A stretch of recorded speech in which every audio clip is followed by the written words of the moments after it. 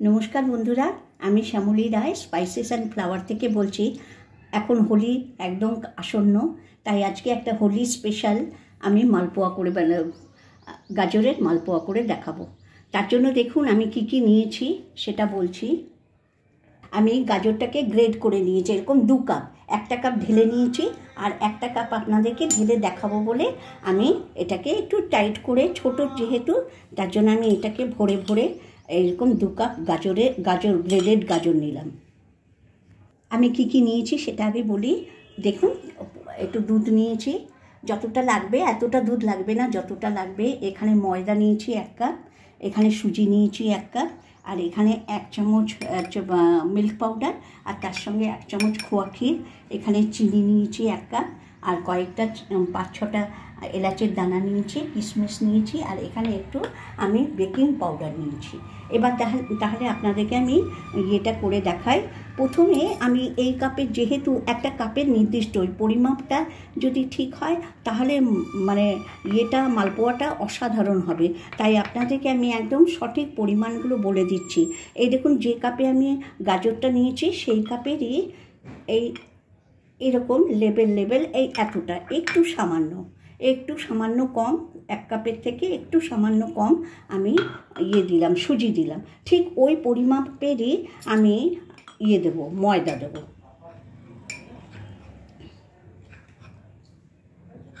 দেখুন সমপরিমাণ আমি ময়দা দিলাম, এই 1 কাপের থেকে একটু সামান্য কম, মানে 1.25 কাপ।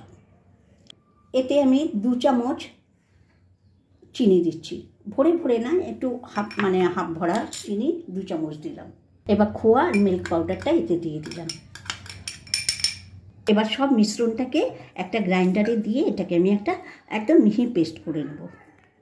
এবার পরিমাণ মতো আমি দুধ দিচ্ছি, দিয়ে এটাকে একটা পেস্ট করে নেব। দেখুন আমি পেস্টটা করে নিয়েছি। এবার এটাকে একটা পাত্রে ঢেলে আমি এটাকে 10 মিনিট রেস্টে রেখে দেবো, 10 থেকে 15 মিনিট। ব্যাটারটাকে এবার আমি ঢেকে রেখে দিচ্ছি 10 থেকে 15। আর আমি একটা এরকম অ্যালুমিনিয়ামের বাটি নিলাম। দেখুন অ্যালুমিনিয়ামের বাটিতে সবথেকে ভালো রসটা হয়। আর তাতে আমি 1 কাপ, এরকম কাপের 1 কাপ চিনি নিয়ে নিচ্ছি। এরকম কাপের আমি 1 কাপ চিনি নিলাম, আর তাতে হাফ কাপের থেকে একটু বেশি জল দিচ্ছি, দিয়ে এটাকে একটা 1 তারের আমি বানাবো। দেখুন এবার এটাকে আমি উনুনে বসিয়ে দিয়েছি, আর এটা ফুটতে থাকবে। এটাকে আমি 1 তারের একটা রস বানিয়ে ফেলবো। দেখুন চিনির শিরাটা ফুটছে, এখনও ওই 1 তারের পাকটা আসেনি, ততক্ষণ পর্যন্ত হোক। এদিকে আমি এলাচটাকে ভালো করে গুঁড়ো করে নিচ্ছি, একদম একটা হামল দিস্তাতে ছোট। এবারে খুব সুন্দর করে এটাকে আমি গুঁড়ো করে নিচ্ছি। এলাচের দানাগুলো গুঁড়ো হয়ে গেছে, হাফ গুঁড়ো, মানে হাফ ভেঙে নিয়েছি। আর এই যে এখানে যে কতগুলো ছালটা ছিল সেটা কিন্তু সেটাকে আমি রসের মধ্যে দিয়ে দিচ্ছি, তাতে বেশ সুন্দর একটা গন্ধ আসবে।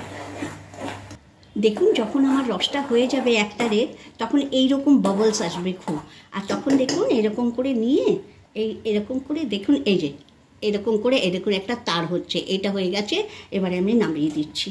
এবার এলাচটা যে গুঁড়ো করে রেখেছিলাম সেই এলাচটার গুঁড়োটা দিয়ে দিচ্ছি, আর 1/4 চামচ বেকিং পাউডার দিয়ে দিচ্ছি।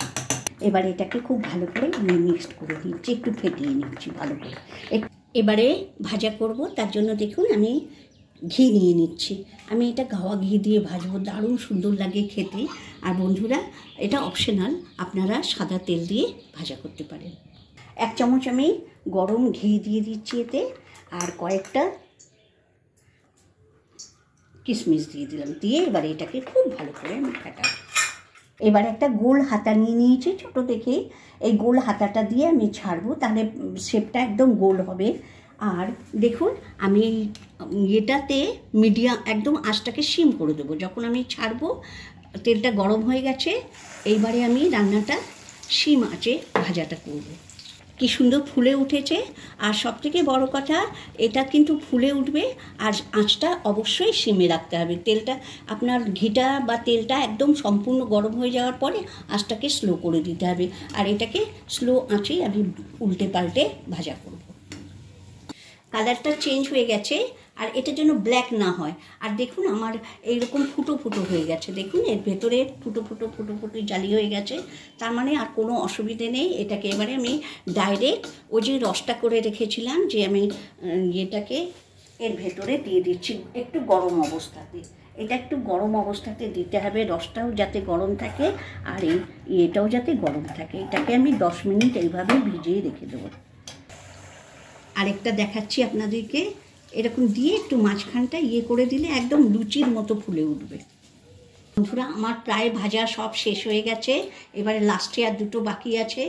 এই দেখুন এইভাবে আমি একসঙ্গে, আর ধৈর্য ছিল না তাই দুটো করে তিনটে করে আমি করে দিয়েছি। দেখুন আমি কিভাবে একরকম শেপ করার জন্য এইভাবে ছেড়ে দিলাম।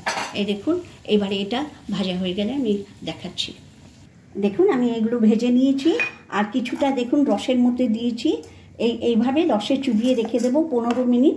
ওই একটা হতে 15 মিনিট এটা রসে চুবে যাবে। আমার রসটা দেখুন একদম ইউটিলাইজড হয়ে গেছে।